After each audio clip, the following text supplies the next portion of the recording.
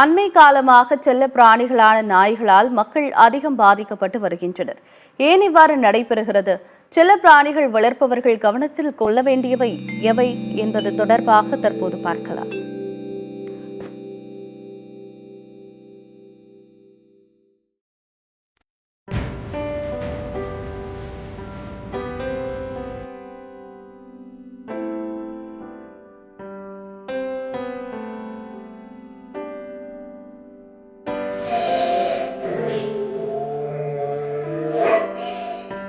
செல்ல பிராணிகள் வளர்ப்பு என்பது ஒவ்வொரு நபருக்கும் வித்தியாசப்படும். அந்த வகையில் உலகின் பல்வேறு நாடுகளில் பல தரப்பினரும் நாய், பூனை தொடங்கி சிங்கம், புலி வரை வளர்த்து வருகின்றனர். ஆனால் இந்த செல்ல பிராணிகள் வளர்ப்பில் எப்போதும் முதலிடம் வகிப்பவை நாய்கள்தான். அண்மை காலமாக தெருநாய்கள், வளர்ப்பு நாய்கள் மனிதர்களை கடிப்பது, வாகனங்களில் செல்பவர்களை துரத்துவது போன்ற சம்பவங்கள் அதிகரித்து வருகிறது. வெயில், குளிர் போன்ற காலநிலை மாற்றங்கள் நாய்களின் ஆக்ரோஷத்திற்கு காரணம் என்று கூறப்பட்ட நிலையில் இது போன்ற காரணங்களாலே இருசக்கர, 4 சக்கர வாகனங்கள் அதிவேகமாக செல்லும் போது நாய்கள் ஆக்ரோஷத்துடன் துரத்துவது போன்ற சம்பவங்கள் நிகழ்கின்றன.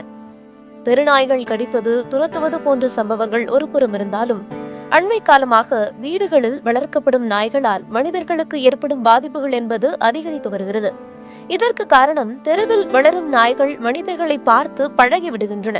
ஆனால் வீட்டு நாய்கள் பெரிதாக சமூகமயமாக்கல் அடையாமல் வீட்டிற்குள்ளேயே இருப்பதால் புதியவர்களை பார்க்கும் போது பயந்து ஏதோ ஒரு தூண்டுதலால் ஆக்ரோஷமாகி விடுவதாக மருத்துவர்கள் தரப்பில் சொல்லப்படுகிறது. வீட்டில் வளர்க்கப்படும் நாய்களை பொறுத்தவரை அவைகளுக்கு ஏற்பட்டுள்ள பாதிப்புகளை குறிப்பால் அவை உணர்த்துகின்றன. எப்போதும் பதற்றமாக காணப்படுவது, நடுக்கம், பிறர் தொடுவதை விரும்பாதது, அருகில் செல்லும் போது கோபமாக சத்தமிடுவது போன்ற செயல்களை வைத்து நாம் அறிந்து கொள்ளலாம்.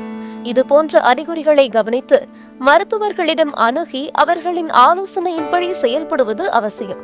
இவற்றையெல்லாம் கருத்தில் கொண்டு நாய்கள் வளர்ப்பதற்கான கட்டுப்பாடுகளும் விதிமுறைகளும் அறிவிக்கப்பட்டுள்ளன. அதன்படி ஒருவர் ஒரு நேரத்தில் ஒரு செல்ல பிராணியை மட்டுமே வெளியே கொண்டு வர வேண்டும். வெளியே கொண்டு வரும் பிராணிக்கு உரிமம் இருக்க வேண்டும். செல்ல பிராணிக்கு காலர்பட்டையுடன் கூடிய இணைப்பு கயிறு அறிவித்து வெளியே அழைத்து செல்ல வேண்டும். மனிதர்கள் இயல்பாக பழகாத நாயாக இருந்தால் கண்டிப்பாக முகவாய்கள் அணிவித்தாக வேண்டும் உள்ளிட்ட விதிமுறைகள் வகுக்கப்பட்டுள்ளன.